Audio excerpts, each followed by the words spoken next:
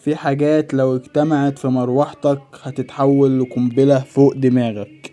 لو المروحة بتهتز ومعاها صوت تكتكة كل لفة، يبقى القعدة بتفك، وأول هزة قوية هتلاقيها نازلة عليك.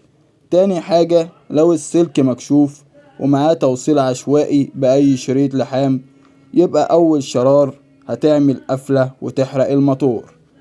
تالت حاجة، لو سرعتها قلت فجأة ومعاها ريحة شياط، يبقى الموتور بيسخن وملفات بتتحرق والمروحة قربت تودع.